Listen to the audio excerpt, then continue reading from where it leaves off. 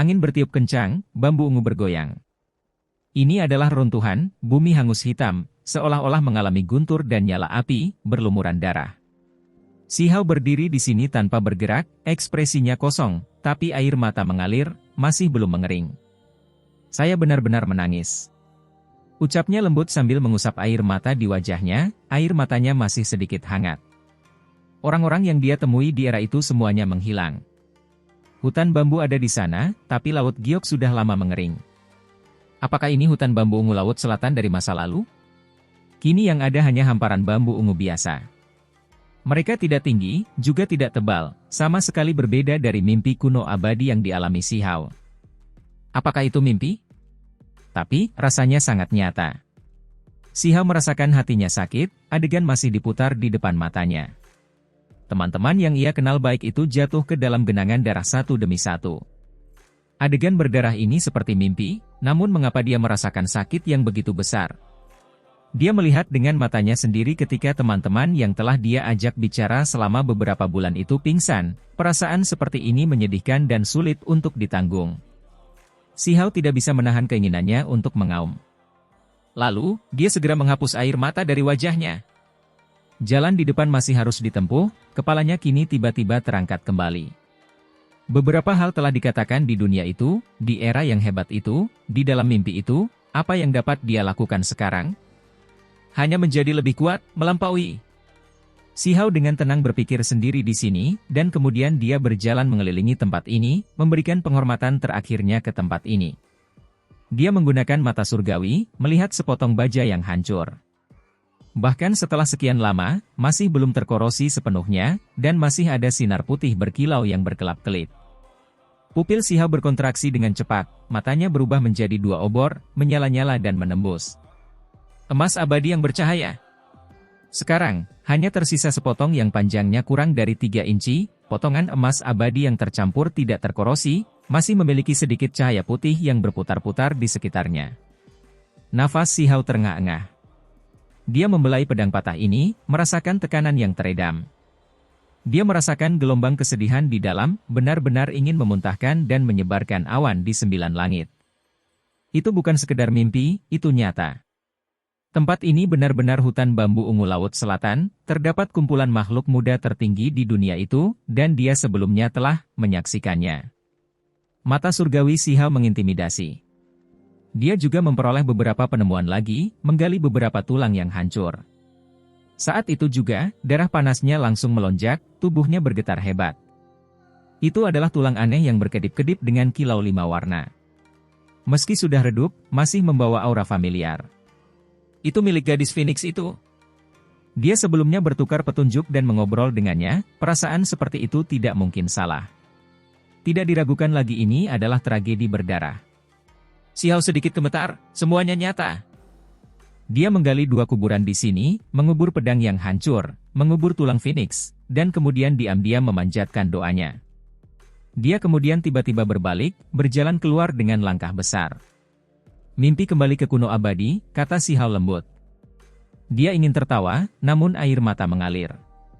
Teman-teman itu, meski terpisah bertahun-tahun, semuanya terkubur di sini. Frustrasi, kekecewaan, kesedihan, sepanjang perjalanan, Si Hao tetap diam. Bahkan jika dia berada puluhan ribu li jauhnya dari tempat itu, hatinya masih terasa sangat tidak nyaman. Mengapa dia mendapatkan pengalaman seperti ini? Mereka jelas dipisahkan oleh era yang hebat, tahun-tahun tanpa akhir di antara mereka, namun dia masih mengenal sekelompok teman. Namun, itu sangat kejam, dia hanya bisa menyaksikan mereka mati, darah mereka sekarat di bumi yang merah. Ini adalah sesuatu yang terus menggerogoti pikirannya. Dada Si Hao naik dan turun dengan hebat. Dia membenarkan bahwa tidak banyak waktu yang berlalu di dunia luar, namun dia tinggal di dunia itu untuk waktu yang lama. Harus berangkat, jalan ke depan masih panjang. Saya ingin melihat latar belakang seperti apa yang dimiliki musuh-musuh itu, apa yang istimewa dari mereka, kata Si Hao. Sebuah mimpi kembali ke kuno abadi, dia melihat kesengsaraan dari perang besar, namun tidak mampu untuk benar-benar berperang melawan musuh. Itu karena kabut abu-abu turun dari luar angkasa, turun dari kosmos, menghalangi segalanya. Saya sebenarnya berteman dengan sekelompok orang, namun hanya bisa menyaksikan mereka mati. Beberapa hari berlalu. Si Hao sudah jauh dari tempat itu, namun hatinya tidak bisa tenang. Kapanpun dia mengingatnya kembali, dia akan selalu merasakan sakit yang membakar, matanya menjadi perih. Namun, dia bukanlah orang yang bimbang, segera setelah menyesuaikan suasana hatinya. Sekalipun sekelompok temannya, baru saja, meninggal, kondisi mentalnya masih cepat pulih. Membenamkan diri terlalu dalam masalah ini tidak akan membawa manfaat apapun, tidak dapat mengubah apapun. Yang harus dia lakukan adalah segera bangkit dan menjadi lebih kuat. Suatu hari, dia akan menghadapi kelompok musuh itu. Ketika saatnya benar-benar tiba, giliran dia untuk mengambil tindakan dan bertarung. Ketika saatnya tiba, itu juga merupakan waktu baginya untuk membalas dendam kepada teman-temannya. Hari itu, ketika si Hao bergegas ke depan, di atas gunung batu yang membusuk, kulit binatang yang compang-camping bersinar, melepaskan jarum emas yang tak ada habisnya. Mereka terlalu cepat, melebihi imajinasinya. Di sekitarnya, sekelompok gunung besar diledakkan hingga berlubang sebelum runtuh. Si Hao berkeringat dingin, karena yang disebut jarum emas itu semuanya adalah bulu kulit binatang, lebih hebat dari harta rahasia apapun. Itu terlalu menakutkan. Senjata macam apa ini? Si Hao menggigil dalam hati. Ini semua terjadi terlalu tiba-tiba. Jika dia terlambat selangkah saja, dia pasti sudah tertusuk. Dia yakin bahkan sekelompok dewa surgawi pun tidak dapat memblokir serangan ini, mereka malah akan diledakkan ke dalam saringan. Sampai-sampai dia merasa bahkan Master Sekte pun tidak bisa menghadapinya secara langsung. Sedangkan sumber bahayanya hanyalah sepotong kulit binatang di atas batu yang compang-camping. Kusam dan tidak terang, seolah-olah telah dirusak oleh angin dan hujan, bulunya hampir rontok seluruhnya. Baru saja, dia kebetulan berada di sini saat letusan terjadi. Si Hao tercengang. Kulit binatang itu terlihat terlalu biasa, seolah-olah binatang biasa meninggalkannya, tidak memiliki sesuatu yang unik di dalamnya. Hembusan angin kencang bertiup, menggerakkan kulit binatang itu, menyebabkannya terbang keluar.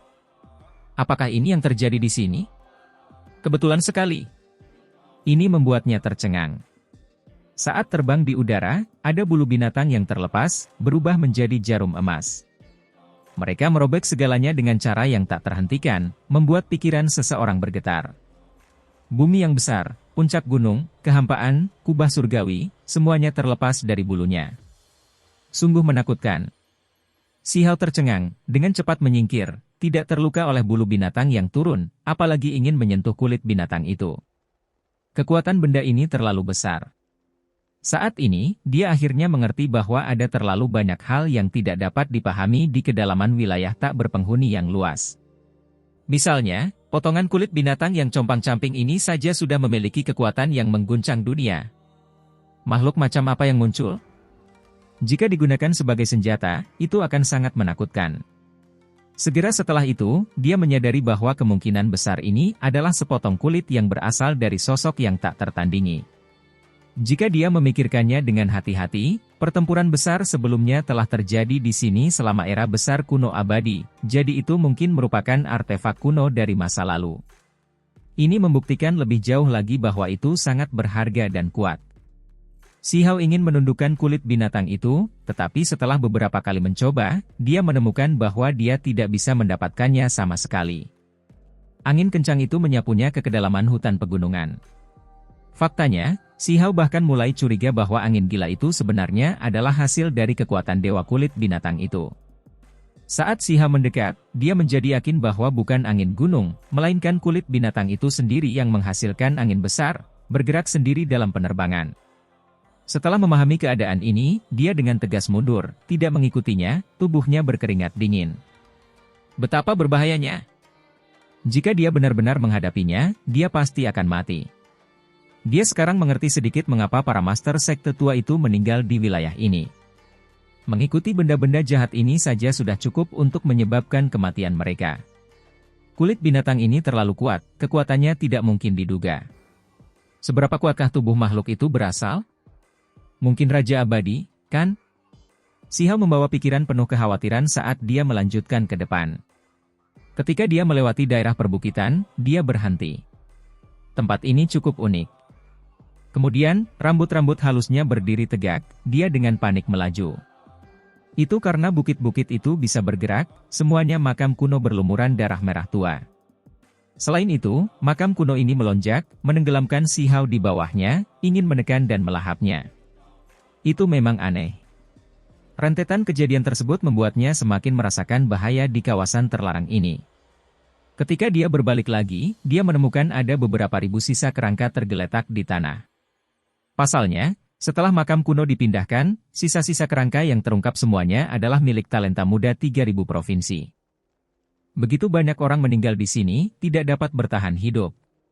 Si Hao semakin merasa bahwa wilayah terlarang yang tak terbatas ini memiliki terlalu banyak bahaya. Dia harus tetap waspada setiap saat, kecerobohan sekecil apapun akan mengakibatkan kutukan abadi. Sejak dia berangkat dari Provinsi Sheng hingga sekarang, 1 bulan telah berlalu, namun dia masih belum pernah melihat apa yang disebut sebagai kota kuno. Petir menyambar pohon dewa. Si Hao terkejut. Di tengah perjalanan, ia melihat sebatang pohon dewa yang meski tersambar petir, seluruhnya hangus hitam, namun tetap menjulang tinggi tanpa tumbang. Terlebih lagi, ada cahaya samar yang berkelap-kelip di batang pohon. Ini sudah menjadi harta surgawi, bahan luar biasa untuk menyempurnakan artefak berharga Dao Petir. Namun, ketika Si Hao mendekat, pikirannya tiba-tiba terkejut. Dia segera berlari, tidak berani mendekat. Segera setelah itu, dia mencoba mengaktifkan artefak magis untuk melakukan kontak dengan pohon kuno itu. Kekosongan dalam jarak 105 meledak. Adapun bumi yang besar, tidak ada lagi kebutuhan untuk membicarakannya, karena sudah benar-benar runtuh. Daerah itu menjadi jurang hitam yang sangat besar, bahkan kubah surgawi pun runtuh. Pohon ledakan macam apa ini, jenis petir apa yang dikandungnya? Si Hao tercengang. Pada saat yang sama, dia merasakan hawa dingin menjalar dari ujung kepala hingga ujung kaki. Itu adalah kekuatan yang bisa membunuh Master Sekte. Si Hao membawa niat dingin, segera pergi, melanjutkan perjalanannya. 2 bulan kemudian, dia bertemu dengan sekelompok pasukan, semuanya mengenakan pakaian logam, penampilan mereka angkuh dan pendiam. Mereka jelas merupakan ahli veteran. Orang-orang ini menunggangi binatang buas, menunggangi burung ganas, semuanya kuat, memiliki gelombang aura yang gagah berani. Yang terlemah berada di alam dewa sejati, di antara mereka tidak ada kekurangan dewa surgawi. Siapa kamu? Seseorang dari seberang sana berteriak. Saya seorang pencari Dao, juga seorang penjelajah yang menuju ke kota kuno di kawasan terlarang. Si Hao menjawab. Dia juga cukup penasaran dari mana asal orang-orang ini. Mungkinkah dia tidak jauh dari kota kuno itu? Kamu datang mencari kota kuno? Memasuki hutan belantara sendirian, menuju ke sini dari 3.000 provinsi? Seseorang bertanya dengan kaget. Ya, saya adalah seorang pencari Dao, jalan ini adalah bagian dari pemurnian pribadi saya melalui api. Si Hao menjawab sambil tersenyum. Kota kuno yang kamu bicarakan tidak jauh, kami datang dari sana, bertugas menyelidiki situasi sekitar. Salah satu dari mereka berkata. Kemudian, tunggangan ini bergerak maju. Tiba-tiba, orang yang memimpin mengambil tindakan, langsung mengaktifkan harta rahasia untuk menekan Si Hao. Pada saat yang sama, cahaya menyilaukan menyerbu ke langit, menerangi langit dan bumi ini. Seseorang mengeluarkan sinyal untuk meminta bantuan. Karena pihak lain ingin membunuhnya, Si Hao tentu saja tidak akan bersikap sopan. Saat dia mengangkat tangannya, pancaran pedang terbang seperti pelangi, melesat ke segala arah. Akibatnya, beberapa di antara mereka kehilangan nyawa dalam sekejap. Namun, seperti para ksatria kematian yang tidak takut mati, mereka yang selamat bergegas menyerang lagi. Latar belakang seperti apa yang sebenarnya kalian semua miliki? Si Hao bertanya. Di saat yang sama, dia merasakan aura aneh. Puff! Si Hao tidak ragu-ragu, membunuh orang yang tersisa. Pada saat ini, dia bertemu dengan sekelompok individu berpakaian hitam yang menunggangi binatang purba berwarna darah, mengalir deras seperti banjir. Setiap orang di sini secara tak terduga berada di alam dewa surgawi. Bunuh dia! Seseorang menunjuk ke arah Si Hao. Si Hao tidak mengerti. Bukankah tempat ini tidak jauh dari kota kuno? Mengapa orang-orang ini mengambil tindakan untuk menghadapinya?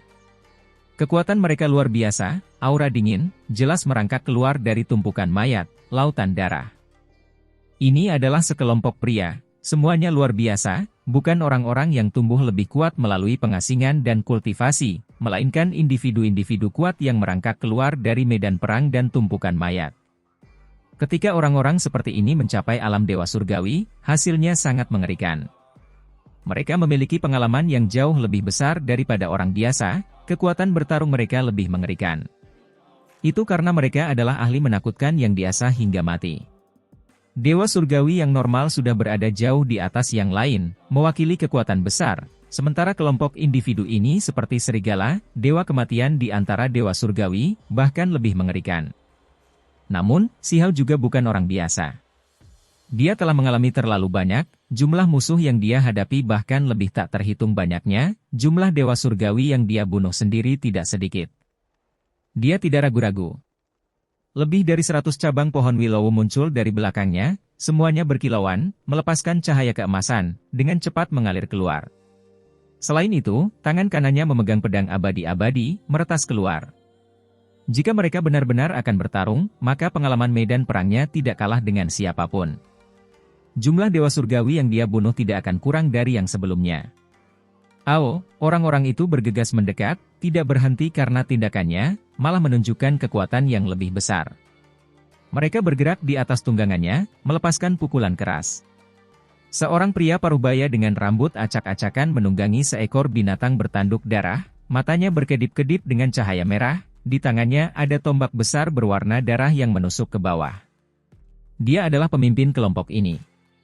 Ada beberapa orang lain di sisinya, semua tunggangan mereka seperti gunung kecil, semuanya berkedip-kedip dengan cahaya merah, membawa kekacauan dan sejenis darah. Mereka semua menunjukkan metode rahasia untuk membunuh pemuda di hadapan mereka. Lebih dari 100 cabang pohon willow menari-nari, melepaskan cahaya keemasan cemerlang, menghentikan sekelompok orang. Fluktuasi yang mencengangkan meletus. Kekuatan di tingkat dewa surgawi jelas bukan hanya sekedar udara panas. Pertempuran pada tingkat ini sudah cukup untuk membuat seluruh bumi besar runtuh dan benar-benar runtuh, menghancurkan hamparan pegunungan dan bahkan hutan kuno yang lebih jauh. Namun, masih banyak peninggalan sejarah di sini, formasi kuno tertinggal, tidak mudah untuk dihancurkan. Benar saja, formasi misterius meletus dari era besar, segera memperbaiki punggung gunung dan lainnya di tempatnya, melindungi tempat ini. Xiao terkejut. Itu bukanlah teks tulang era besar ini, melainkan simbol Dao misterius milik era besar terakhir. Dalam jalinan petir, di bawah benturan teknik yang berharga, lebih dari 100 cabang emas yang melilit harta rahasia menyerangnya, menghentikannya di udara. Sementara itu, Xiao seperti harimau ganas, seluruh tubuhnya meledak dengan pola emas, menerangi bagian kehampaan ini. Dia bergegas sambil memegang pedang abadi, menghadap pemimpinnya sendirian. Percikan terbang ke segala arah. Tombak besar berwarna darah itu dipukul oleh inti pedang sampai ada pernak-pernik di mana-mana, seolah-olah akan patah. Benda itu memantul, menghasilkan luka di antara jari-jari dewa surgawi itu, menyebabkan darah mengalir keluar. Kedua belah pihak terkejut. Xiao melihat tombak besar itu, sangat terkejut karena tombak itu tidak patah. Seseorang harus memahami bahwa senjata di tangannya tidak dapat dihentikan, ditempa dari berbagai jenis emas abadi. Segera setelah itu, dia mengerti. Senjata pihak lain itu spesial, berisi simbol tingkat Master Sekte, yang sebelumnya disempurnakan oleh seorang tokoh hebat. Itu adalah senjata tingkat Master setengah Sekte. Pemimpin itu bahkan lebih terkejut daripada Xiao, tapi dia tidak membuang waktu. Pengalaman bertempurnya berlimpah. Saat tombak besar itu diledakkan, dia mengacungkan lengannya, pedang tombak merah itu menebas secara diagonal. Teks tulang muncul lapis demi lapis, menenggelamkan Xiao di bawahnya. Xiao menggerakkan pedangnya, mengoperasikan simbol reinkarnasi. Ini adalah teknik tertingginya yang sangat berharga, yang sekarang ditampilkan melalui pedang ini. Pedang abadi berbenturan dengan tombak besar berwarna darah, meninggalkan beberapa luka di permukaannya lagi. Ketika teks tulang menyebar, ia menyerang segala arah, mengelilingi pemimpin itu. Namun, tombak besar itu sungguh tidak biasa. Simbol Master Sekte keluar, melemahkan kekuatan reinkarnasi. Namun, meskipun demikian, rambut laki-laki itu menjadi putih karena menua. Energi vitalnya segera menurun, turun dari kondisi puncak hidupnya. Xiao mengangkat pedangnya lagi, menebas keluar, simbol reinkarnasi melonjak. Laki-laki ini membuka mulutnya, mengaktifkan jimat yang berwarna gelap keabu-abuan, tidak terlihat istimewa. Namun, ketika inti pedang turun, ia meledak seperti matahari hitam, menghancurkan tempat ini, membuat segalanya menjadi kacau. Ki dan darah Si Hao melonjak. Selain Ning Chuan dan beberapa orang lainnya, ini adalah pertama kalinya dia terdorong mundur sebesar ini ketika menghadapi kekuatan tingkat Dewa Surgawi. Dia tidak bisa langsung menebas pihak lain. Teriakan pedang terdengar. Si Hao melawan kekuatan ledakan ini, inti pedang melesat keluar, ditujukan ke ruang di antara alis pihak lain. Tombak itu menghentikannya, menghalangi di depan. Akhirnya tidak bisa bertahan, setengahnya tercabut oleh pedang. Kemudian, Si Hao bangkit, pedang panjang itu menyapu keluar. Teks tulang melonjak, cahayanya menyilaukan seperti komet yang terbang di langit, terlalu mulia, menyilaukan hingga orang tidak bisa membuka mata. Di samping, yang lain berteriak, mengambil tindakan bersama. Namun, lebih dari 100 cabang emas bersinar terang, membentuk jaring, mengelilingi tempat ini, memenjarakan area ini, yang lain tidak dapat mendekat. Orang ini membuang tombak yang patah, bertabrakan dengan inti pedang. Selain itu, dia memancarkan seberkas cahaya yang menyilaukan, esensi spiritual bawaan yang dia kental dari kultivasinya. Inti pedang terhenti, terhalang oleh gelombang kekuatan tak berbentuk. Orang itu mundur ke udara. Meskipun dia adalah seorang veteran yang tangguh dalam pertempuran, dia tetap tidak akan gegabah membuang nyawanya sendiri. Karena dia bisa hidup, dia tentu saja ingin mundur. Namun, Si Hao terus maju dengan ganas, tidak mau melepaskannya. Dia membelah seberkas cahaya itu, dengan paksa menerobos, dan kemudian dia dengan ganas mengacungkan inti pedangnya. Suara darah beterbangan di udara bisa terdengar. Anak panah darah keluar dari mulut pemimpin itu, tubuhnya terbakar. Dia ingin melindungi roh primordialnya. Sayangnya, seberkas energi pedang menyapu. Kepalanya terbang, dan kemudian kekosongan itu meledak, roh primordialnya tidak dapat melarikan diri. Mereka yang berada di samping semuanya tercengang, tidak pernah menyangka anak muda ini sekuat ini.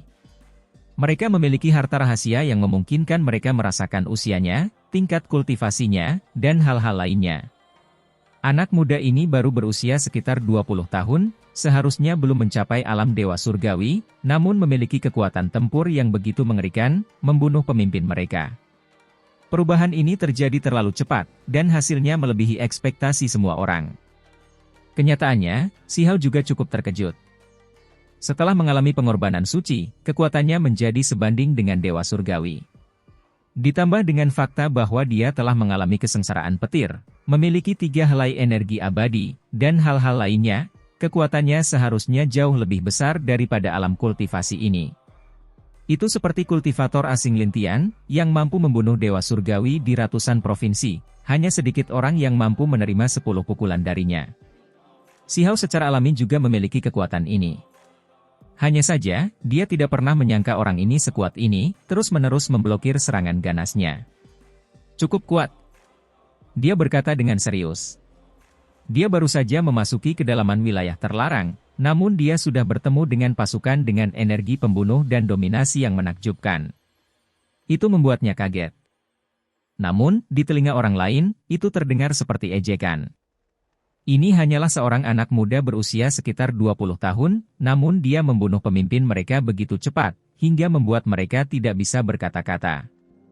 Salah satu dari mereka meraung. Mereka mengaktifkan batu berwarna cerah bersama-sama, dengan cepat mengatur formasi, ingin membunuh Si Hao di sini. Kita harus ingat bahwa ini adalah sekelompok Dewa Surgawi, formasi yang mereka atur bersama bukanlah masalah kecil. Hanya saja, bagaimana Si Hao bisa hanya duduk dan menunggu kematian? Saat itu juga, sayap Kun Peng muncul, menjulang hingga ekstrim. Kemudian, dia menggunakan berbagai jenis tekniknya yang berharga, melancarkan pembantaian berdarah di sini. Siapa sebenarnya kalian semua? Mengapa Anda memutuskan untuk membunuh saya setelah mengetahui bahwa saya berasal dari 3.000 provinsi? Tidak ada dendam di antara kita, aku hanya ingin menemukan kota kuno itu, tidak pernah memprovokasi kalian semua, jadi mengapa kalian menyakitiku? Si Hao terus-menerus mengajukan pertanyaan. Dia tidak tahu bagaimana dia menyinggung orang-orang ini. Namun, orang-orang ini tidak mengucapkan sepatah kata pun, hanya menyerang. Satu orang dibelah menjadi dua, darah beterbangan kemana-mana, tunggangannya terbunuh bersamanya. Kepala orang lain terbang, jatuh beberapa puluh sang. Sihao melancarkan pembantaian besar-besaran di sini. Karena orang lain ingin berurusan dengannya, ingin membunuhnya, dia tentu saja tidak akan menunjukkan belas kasihan. Orang-orang ini kejam dan kejam, tetapi mereka juga dibunuh satu demi satu hingga mereka menjadi takut dan mulai lari. Namun, Sihao bertekad untuk menyimpannya di sini. Dia terbagi menjadi 6 atau 7 tubuh spiritual untuk mengejar mereka, menekan mereka. Pada akhirnya, tidak ada satu orang pun yang lolos, semuanya dicegat. Mengapa? Sihao bertanya. Namun, hal yang tidak biasa terjadi pada semua orang tersebut. Mata mereka menjadi merah darah, seolah-olah mereka gila. Mereka meraung dengan panik, berteriak bahwa mereka tidak takut mati.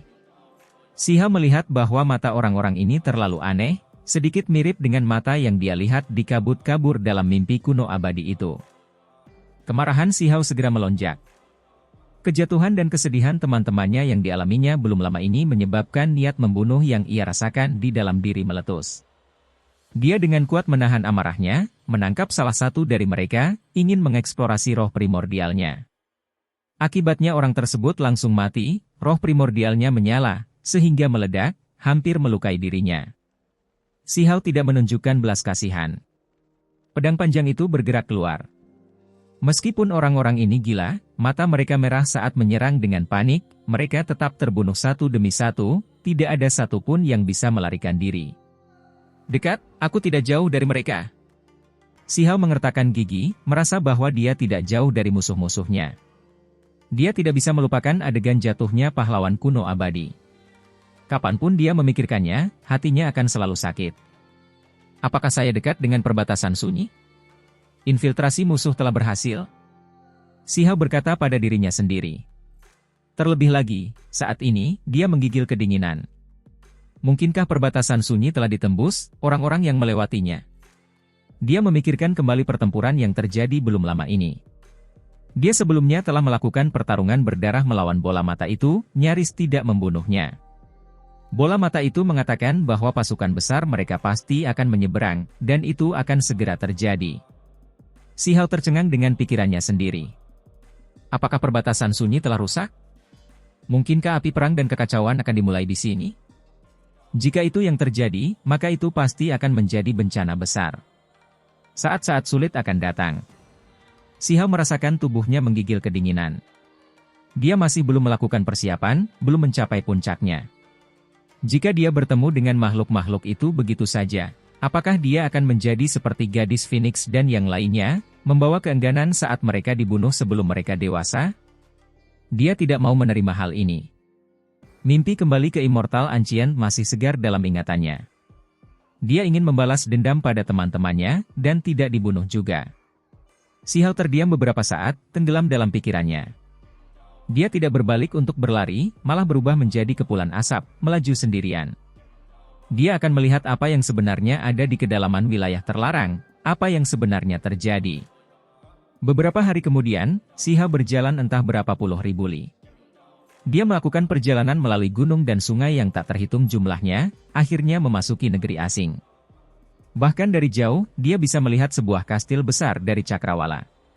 Itu megah dan luas, seolah-olah ibu kota kekaisaran terletak di sana.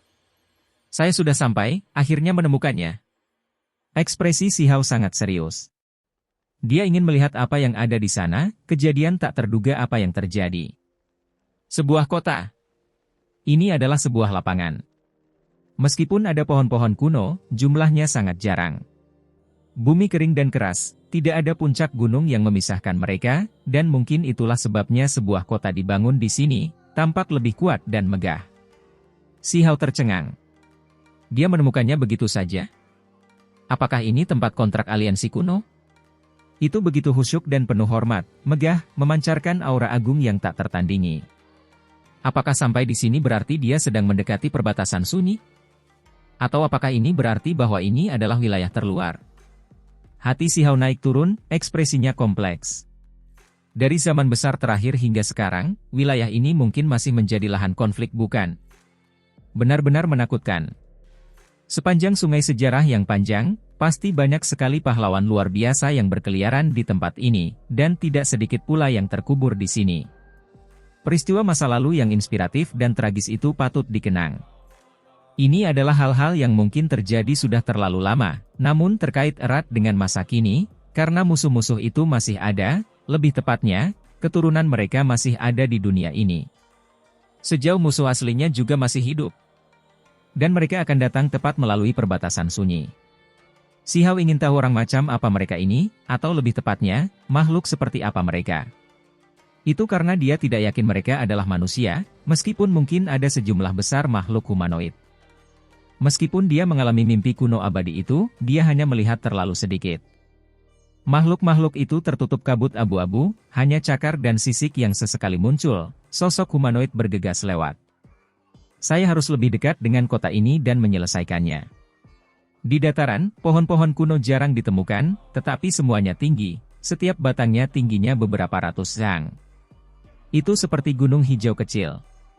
Ketika dia semakin dekat, dia menemukan bahwa kota itu cukup padat penduduknya, nampaknya masih cukup ramai untuk dianggap ramai. Itu karena berbagai jenis suara yang terdengar, suaranya tidak terlalu lembut. Segera setelah itu, Si Hao melihat sekelompok pria yang bergegas keluar kota, bergegas ke arahnya. Apakah dia ditemukan?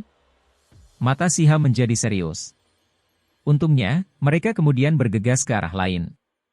Mereka juga merupakan sekelompok tunggangan lapis baja, dengan pemimpin Dewa Surgawi. Ini cukup mengejutkan, tempat ini benar-benar memiliki ahli di mana-mana. Apa yang membuatnya merasa sedikit lebih baik, adalah ketika dia melihat ke dalam kota, ada beberapa orang yang budidayanya tidak terlalu tinggi, beberapa bahkan berada pada tingkat ahli tertinggi. Di kota aneh seperti ini, orang dengan kekuatan lemah seperti ini jumlahnya sedikit. Itu karena dalam imajinasi Si Hao, terlepas dari apakah kota ini telah jatuh atau jika orang-orang dari alam yang lebih tinggi mengendalikannya, pasti ada banyak ahli. Akan sulit bagi individu lemah manapun untuk bertahan hidup di sini. Lalu, dia melihat satu orang, penyihir. Dia berada di dalam kota, sama anehnya seperti biasanya, cantik hingga tingkat yang menggelikan. Namun, tidak peduli bagaimana dia melihat bagaimana dia bertindak, dia tampak seperti sedang berjalan-jalan santai, tidak merasakan rasa gugup. Si Hao tercengang. Bagaimana orang ini bisa menyelesaikannya? Dia bahkan tampak begitu riang, tidak khawatir sama sekali. Terlebih lagi, yang paling penting, bagaimana dia bisa sampai di sini sebelum dia? Tempat ini tidak terlalu jauh dari gerbang kota, jadi Si Hao bisa melihat semuanya dengan jelas. Jumlah orang di sini sebenarnya tidak sedikit, dengan banyak ras yang berbeda. Ada makhluk yang sangat kuat, serta individu yang lemah. Namun, penyihir itu sudah mengirimkan suara, berkata, "Bocah cilik, berhentilah bersembunyi, aku memperhatikanmu beberapa waktu yang lalu." Si Hao terkejut. Pada akhirnya, dia berhenti, melihat ke arah penyihir yang sudah meninggalkan kota dan datang. Dia punya semua jenis pertanyaan. Hei, berhentilah menatapku seolah kita belum pernah bertemu. Menatap kosong seperti itu, seolah-olah aku sedang menghadapi sepotong kayu. Penyihir itu sangat cantik, tapi mulutnya tetap tajam seperti biasanya, tanpa pengekangan apapun.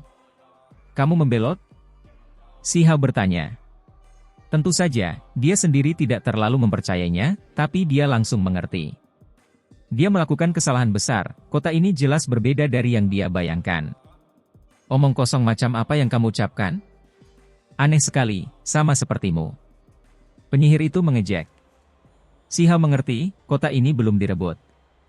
Bagaimana kamu bisa mendahuluiku, tiba bahkan sebelum aku? Si Hao lalu melanjutkan bertanya. Anak muda, apa maksudmu? Penyihir itu meliriknya sekilas, merasa sangat tidak puas dan semacam provokasi, serta jenis ekspresi tersenyum, berkata, mungkinkah kamu merasa bahwa kamu sangat kurang, mengolah 3 helai energi abadi, namun tetap saja akhirnya tiba setelahku? Merasa sangat tidak puas? Tapi ini kenyataan, bocah, kamu masih terlalu jauh. Si Hao dicambuk dengan kata-kata, tapi dia benar-benar tidak bisa mengatakan apapun sebagai pembalasan. Dia memang memiliki pemikiran seperti ini, merasa bahwa dia cukup kuat, sudah tiba cukup cepat, namun tetap saja tertinggal.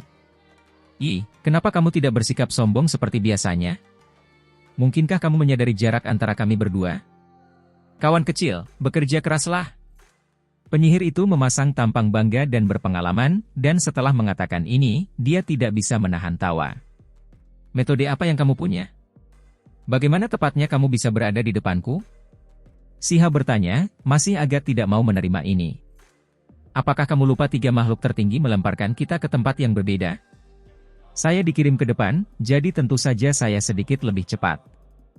Penyihir itu berkata dengan jujur.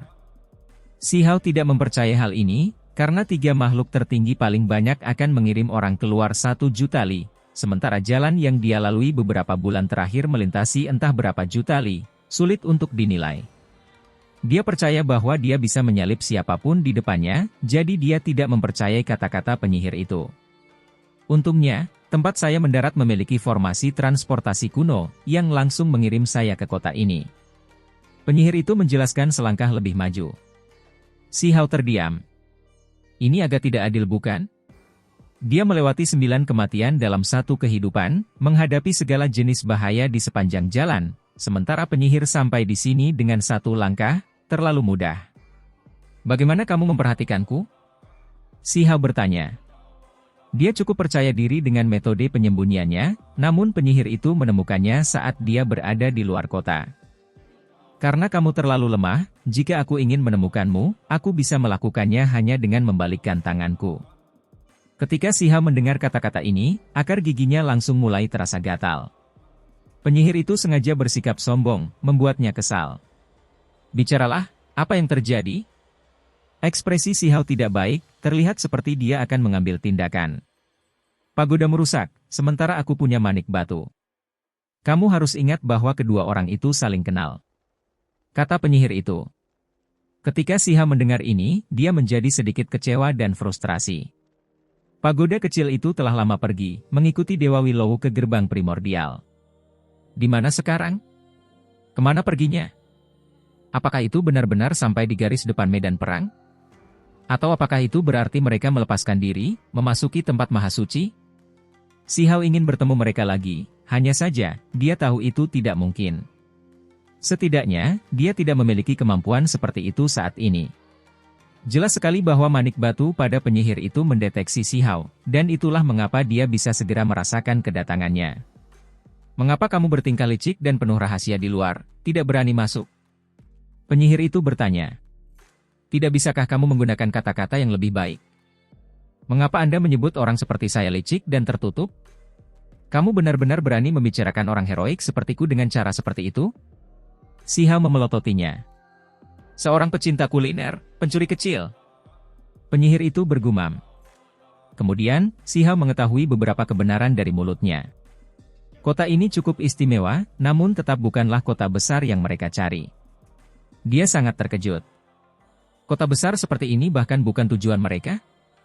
Apakah ada banyak kota kuno seperti ini di kawasan terlarang?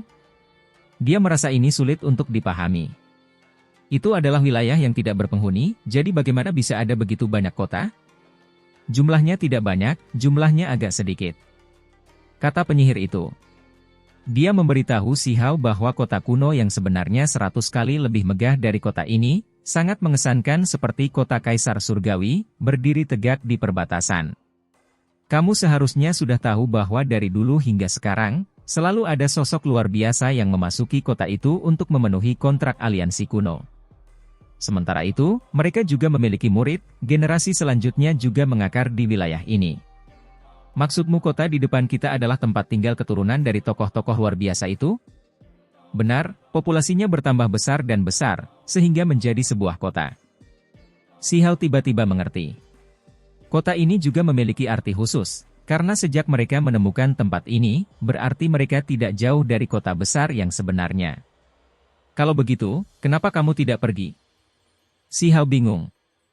Karena penyihir itu telah mencapai tempat ini, lebih masuk akal baginya untuk melanjutkan perjalanan menuju kota besar yang sebenarnya. Segera setelah itu, dia memperoleh informasi yang mengejutkan. Ada peluang di wilayah ini, dikabarkan memiliki telur kilin. Kilin berdarah murni? Si Hao bertanya dengan kaget. Benar, akhir-akhir ini ada beberapa pemandangan yang tidak biasa, terkadang di pegunungan dan lembah, terkadang di bawah tanah. banyak orang melihat kilin kecil berwarna putih muncul di kehampaan. Ketika dia mendengar kata-kata penyihir itu, Si Hao tidak bisa tetap tenang lagi. Itu karena dia teringat kembali pada gadis kecil dalam mimpi kuno abadi, dia sebelumnya membawa kilin putih kecil. Si Hao memasuki kota bersama penyihir itu, memberitahunya sepanjang jalan bahwa dia sebelumnya telah disingkirkan oleh sekelompok ahli. Lagi pula, ada orang-orang seperti ini. Penyihir itu juga kaget. Dia belajar banyak hal dari sini. Dalam beberapa tahun terakhir, aura menakutkan merembes keluar dari perbatasan sunyi, membuat beberapa orang menjadi gila. Lebih tepatnya, pikiran mereka diserang, kecerdasan mereka dibingungkan. Hanya saja, tipe orang seperti ini bersembunyi dengan cukup baik, biasanya sulit ditemukan. Sementara itu, kali ini, Si Hao secara tak terduga bertemu dengan sekelompok orang yang merupakan ahli kota. Situasi ini sangat serius. Perbatasan sunyi akan menjadi kacau, mereka akan melewatinya seperti yang diharapkan. Si Hao berkata pada dirinya sendiri. Ekspresi penyihir itu juga serius, merasakan kekacauan besar akan datang, situasinya sangat buruk. Si Hao memasuki kota, tidak segera pergi, malah tinggal sementara di sini. Itu karena dia juga ingin mencari telur kilin itu. Kenyataannya, banyak orang di kota yang melihatnya, karena baru-baru ini, pemandangan tak beraturan kilin putih itu akan muncul dari waktu ke waktu, sekarang banyak orang yang mengetahuinya. Tidak bisa membiarkan 6 raja mahkota mendapatkannya, kata Si Hao.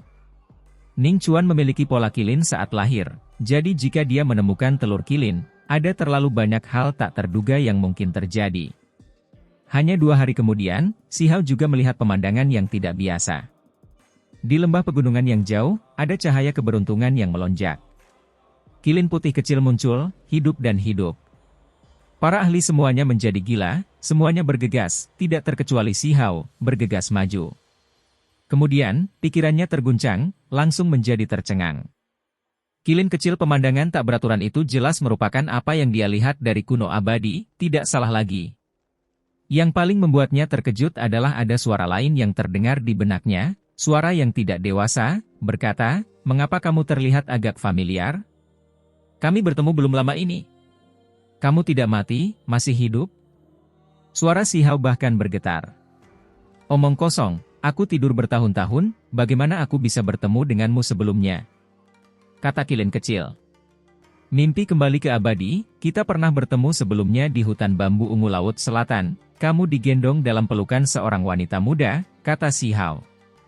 "Apa, itu kamu sebenarnya berada di era ini?" Kilin kecil itu berteriak, dan kemudian mulai menangis, merasa sangat sedih, berkata kepada Si Hao, "Saya telah menunggu bertahun-tahun, menunggu dia muncul lagi, tapi dia pergi, tidak pernah datang menemukan saya. Semuanya terjadi terlalu tiba-tiba. Selalu ada hal-hal yang melebihi imajinasi." Si Hao tidak pernah berpikir bahwa dia akan bertemu kilin kecil seputih salju itu lagi. Meskipun dia tidak merasa sudah terlalu lama sejak terakhir kali dia melihatnya, bagi pemuda kilin ini, tahun-tahun tanpa akhir telah berlalu. Ketika dia mendengar isak tangis kilin kecil, ratapan kesedihan, hati Si Hao juga tergerak. Ia selalu memikirkan hal ini dalam beberapa bulan terakhir, mempertanyakan apakah hal yang dialaminya itu nyata. Dia sebelumnya telah bertemu dengan mereka, gadis Phoenix, pemuda dengan pedang emas abadi bercahaya, wanita muda yang membawa kilin kecil, semuanya jatuh ke dalam genangan darah satu demi satu, terbunuh di hutan bambu ungu laut selatan. Sejak itu dia selalu merasa patah hati. Dia menyaksikan adegan menyedihkan itu terjadi satu demi satu, namun tidak berdaya untuk mengubah apapun, hatinya penuh dengan kesedihan dan rasa sakit. Sekarang setelah dia melihat kilin kecil ini, semuanya terbukti benar. Pengalamannya saat itu bukanlah palsu, tapi nyata. Mata Si Hao perih, hatinya sangat kesakitan. Dia benar-benar melakukan perjalanan mental kembali ke hari-hari terakhir Immortal Ancient, berteman dengan orang-orang itu, namun akhir ceritanya sangat kejam, menyaksikan mereka mati satu demi satu. "Aku masih menunggu, berharap dia kembali, berharap dia," kilin kecil menangis dengan suara wuh, membawa pikiran Si Hao kembali ke kuno abadi. Meski sudah lama tidak berinteraksi dengan orang-orang itu, tetap saja itu merupakan pengalaman yang tak terlupakan. "Jangan menangis lagi, ikutlah denganku." Perbatasan sunyi akan menjadi kacau, aku akan membawamu keluar untuk membunuh musuh, membalas dendam pada mereka. Si Hao berkata sambil menatap kilin kecil seputih salju di kehampaan. Dia merasakan gelombang niat bertarung yang melonjak seperti api. Dia akan naik ke medan perang itu. Mimpi kembali ke kuno abadi meninggalkannya dengan penyesalan, perasaan tidak berdaya. Sekarang, di era ini, dia akan melakukan pertempuran yang gemilang dan membantai jalannya menuju perbatasan sunyi. Tidak, aku ingin menunggunya, menunggu dia muncul dan kembali. Kilin kecil itu sangat tegas, tidak mau memperlihatkan tubuh aslinya, menggunakan gambar kosong itu untuk berkomunikasi dengannya. Saya ingin dia kembali juga, tapi dia tidak bisa muncul lagi, kata si Hao. Meskipun suaranya tenang, hatinya tidak sama. Era besar itu penuh dengan kesedihan dan kesedihan, semua makhluk muda tertinggi layu. Mereka semua sangat menakjubkan, tidak ada kekurangan orang seperti gadis Phoenix dan lainnya yang mengembangkan 3 untaian energi abadi. Jika mereka hidup di dunia ini, terlepas dari apakah itu si Hao atau 10 Raja Mahkota, tak satu pun dari mereka akan mampu menduduki posisi tertinggi. Itu adalah era kejayaan di mana talenta muncul dalam jumlah besar, hari-hari terakhir yang membuat seseorang berduka. Pahlawan-pahlawan kuat itu muncul berkelompok, namun sebelum mereka tumbuh dewasa, mereka layu sebelum waktunya. Betapa tragisnya suatu zaman, suatu masa yang penuh kesedihan dan tragedi. Tidak, aku tidak percaya, dia akan kembali, dia akan muncul lagi untuk menemukanku di lembah pegunungan ini. Kilin kecil itu berteriak, penuh emosi, matanya berkaca-kaca, menangis kesakitan. Bahkan binatang muda pun seperti ini, apalagi si Hao dewasa. Dia menghela nafas panjang, menatap ke langit dan bumi, ke kejauhan. Dia sangat tersentuh oleh kesetiaan si kecil Kilin, juga merasa tidak berdaya menghadapi masa lalu. Semuanya berjalan begitu saja, era besar kuno abadi yang menyedihkan dan menyedihkan berangsur-angsur memudar begitu saja. Kamu akan tumbuh dewasa, harus menerima kenyataan lebih awal, kata si Hao. Meski kejam, dia tetap ingin membangunkan Kilin kecil dari mimpinya. Itu karena ia adalah Kilin berdarah murni, dan begitu ia tumbuh dewasa, kekuatan tempurnya akan meluap-luap, keberaniannya menindas dunia, kekuatan besar di masa depan. Dia tidak bisa membiarkannya dalam keadaan bingung seperti ini, masih dalam keadaan kacau. Meskipun saya kecil, pikiran saya masih jernih. Saya yakin dia pasti akan muncul. Nada suara Kilin kecil itu tegas. Si Hao terkejut. Meskipun dia tidak percaya, dia tetap bertanya, mengapa? Bahkan kamu bisa bermimpi kembali ke kuno abadi, kenapa dia tidak bisa muncul di dunia ini? Kilin kecil berkata dengan lembut. Si Hao tetap diam. Alasan dia bisa kembali adalah karena makhluk agung tanpa akhir yang membalikkan aliran waktu, menggunakan bel waktu itu untuk membimbingnya dalam perjalanan mental. Sejauh 6 dao reinkarnasi Raja Abadi telah mengambil tindakan, dan dengan dia menggunakan metodenya, pasti ada kekuatan yang tak terukur yang berpengaruh. Saat itu juga, si Hao menyadari sesuatu. Benar, dia hanya memikirkan waktu, melupakan Raja Reinkarnasi 6 dao. Metodenya, dao-nya, jika dikembangkan secara ekstrim, mungkin bisa melakukan sesuatu. Bagaimana kamu bisa selamat? Si Hao bertanya pada Kilin kecil, ingin memahami bagaimana dia tidak mati terlebih dahulu. Seseorang membuka ruang terbuka dan mengirim saya keluar, terkubur dalam tumpukan materi abadi dan kemudian tidur selama bertahun-tahun tanpa akhir, baru bangun lagi baru-baru ini. Waktu tidak bisa merenggut nyawaku, kata Kilin kecil seputih salju. Hal ini membuat si Hao terkejut. Hal yang abadi, ini adalah sesuatu yang dikumpulkan oleh banyak tokoh besar di dunia ini. Jika seseorang tidak bisa berumur panjang, maka materi semacam itu pasti bisa menyelamatkan nyawanya, mencegah kematian. Kemudian, terlepas dari apa yang dikatakan si Hao, Kilin kecil tidak mau bangun, hanya memberitahunya bahwa orang lain tidak dapat menemukannya karena harta rahasia kuno abadi. Ia bersembunyi, tidak muncul lagi. Kemudian hanya tertinggal satu kalimat, yaitu, saya akan menunggunya, menunggu dia kembali dan muncul di dunia ini lagi. Hal ini membuat si Hao merasakan gelombang kesedihan, gelombang kebingungan. Apakah Kilin kecil itu benar-benar bisa menunggu sampai wanita muda itu kembali? Dia merasa itu tidak realistis. Tidak ada reinkarnasi di dunia ini, apakah ia masih hidup dalam mimpinya? Namun, si Hao juga masih membawa harapan. Jika kilin kecil itu benar-benar menunggu sampai wanita muda itu hidup kembali, atau jika ada makhluk lain dari zaman besar itu yang kembali, makna di balik ini pasti akan luar biasa. Bahkan jika perbatasan sunyi ditembus, itu tidak akan terlalu menyedihkan. Kota ini sangat besar, Si Hao kembali lagi. Kenyataannya, yang lain juga kembali, melakukan pengejaran liar lagi. Tidak ada yang bisa menemukan di mana kilin kecil itu berada, sampai-sampai meskipun banyak orang menggunakan kekuatan magis untuk memindahkan gunung dan lembah, menggali sungai bawah tanah, semuanya masih sia-sia. Itulah sebabnya semua orang percaya bahwa apa yang disebut telur kilin tidak terlalu dekat, melainkan berada di tempat yang sangat jauh, memiliki harta karun aneh yang memungkinkannya melindungi dirinya sendiri. Di kota, lebih banyak orang bermunculan. Itu karena tidak hanya Si Hao dan penyihir yang tiba, ada beberapa pembudidaya luar lainnya, semuanya sangat kuat. Mereka datang dari kota kuno yang berbeda, semuanya, setelah mendengar berita kemunculan kilin, ingin menangkap binatang muda itu. Dikabarkan sebagai kilin kecil, yang kembali menjadi telur karena kelahiran kembali. Setelah diperoleh, itu berarti seseorang akan memiliki binatang suci yang hebat di sisinya. Inilah informasi yang diperoleh orang-orang ini. Akibatnya, mereka semua berbondong-bondong datang. Di kedalaman wilayah terlarang, tidak banyak kota kuno, tapi semuanya sangat besar, dengan sekelompok ahli.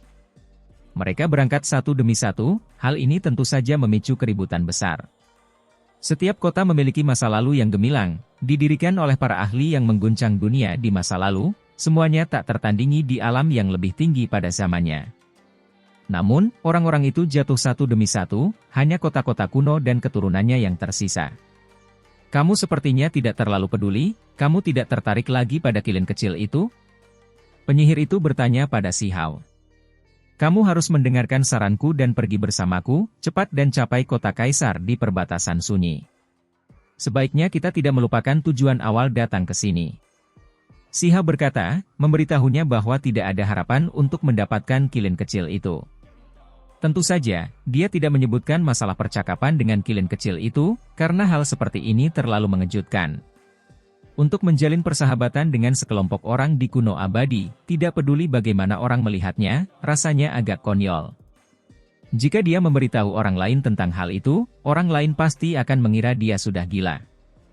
Apakah kamu yakin pemuda kilin di sini tidak dapat diperoleh? Penyihir itu bertanya. Saya yakin. Si Hao menjawab dengan tenang. Penyihir itu memandangnya, dan secara mengejutkan berbicara dengan tegas, berkata, karena itu masalahnya, ayo pergi. Kita harus bergegas ke Desolate Border dan menemukan kota itu. Setelah mendengar berita tentang kilin, tidak banyak orang yang bisa tetap tenang, terutama seseorang seperti penyihir yang memiliki manik misterius, dengan kekuatan besar yang bisa diandalkan. Namun kini, dia justru menyerah begitu saja. Si Hao melihatnya, tidak pernah berharap dia pergi hanya karena dia menyuruhnya. Penampilan macam apa itu? Mungkinkah kamu ingin aku tetap tinggal? Dia meliriknya sekilas. Tidak, aku hanya tidak menyangka kamu akan berterus terang. Kali ini, mereka berdua melanjutkan perjalanan bersama, meninggalkan kota besar dan melanjutkan perjalanan lebih jauh ke wilayah terlarang. Ketika mereka melakukan perjalanan beberapa puluh ribu li, terdengar suara kuda lapis baja berlari kencang, mengejar dari belakang. Kelompok itu berjumlah setidaknya 10, mata mereka merah seperti binatang buas, membawa surga yang meluap-luap energi membunuh, mengejar sampai ke sini. Orang seperti ini lagi. Si Hao sebelumnya telah membunuh sekelompok dewa surgawi, semuanya dalam keadaan seperti ini, matanya merah padam, kehilangan kesadaran diri. Sepertinya ada yang salah dengan kedalaman wilayah terlarang, begitu banyak ahli yang terinfeksi. Semuanya berani menyerang secara terbuka, jelas betapa mendominasinya mereka. Kata penyihir itu. Jelas bahwa orang-orang ini memiliki jalan pintas yang harus diambil, memungkinkan mereka untuk segera menyerbu kelompok Si Hao. Jika tidak, dengan kecepatan mereka, tidak mungkin mereka bisa dibandingkan dengan Si Hao, tidak mungkin untuk mengejar ketinggalan. Kamu membunuh orang-orang dari Regu 19? Di sisi lain, pemimpin itu menatap Si Hao dengan dingin. Kalian semua bahkan sensitif satu sama lain. Bisakah saya merasakan fakta bahwa saya membunuh sebuah tim? Si Hao bertanya. Pada saat yang sama, ini sama dengan mengakui bahwa dia telah membunuh sekelompok ahli yang terinfeksi. Berdiri di kedalaman wilayah terlarang ini sangatlah berbahaya. Kabut yang menyebar dari perbatasan sunyi bisa membingungkan pikiran seseorang, merusaknya. Jadikan kami musuhmu, tidak ada tempat di wilayah terlarang ini untuk kamu jalani. Pemimpin itu berteriak. Di belakangnya, lebih dari 10 senjata orang bersinar. Betapa borosnya. Sebuah tim Dewa Surgawi, wilayah terlarang ini benar-benar tak terbayangkan, jumlahnya meski tidak terlalu mencengangkan, ada terlalu banyak ahli. Penyihir itu menghela nafas memuji. Aku sudah menempuh perjalanan lebih dari 10.000 li, apa maksudmu tidak ada tempat untuk berjalan? Dari intuisiku, aku tahu kamu kuat, tapi kamu tetap bukan sosok yang hebat. Tanpa bisa tumbuh dewasa, niscaya kamu akan mati. Kata pemimpin itu, binatang buas yang didudukinya meraung, matanya juga merah darah. Apakah begitu? Maka Anda semua bebas untuk mencoba saya. Kata Si Hao. Mampu memusnahkan pasukan Regu 19 berarti kami mungkin bukan lawanmu, tapi kamu tetap tidak bisa terus hidup. Kata pemimpin itu. Kemudian, dia melantunkan bahasa kuno, seolah-olah dia sedang melakukan semacam pengorbanan. Saya mengundang yang hebat untuk turun. Seseorang berkata. Tepat pada saat ini, sebuah gunung batu tidak jauh dari sana retak, memperlihatkan sebuah altar berwarna darah yang berlumuran darah. Warnanya seluruhnya merah, sangat mencolok. Tidak mungkin, kan? Ekspresi penyihir itu bahkan berubah. Meskipun dia mendengar bahwa perbatasan sunyi tidak stabil, dia tidak pernah mengira bahwa keadaannya akan seburuk ini.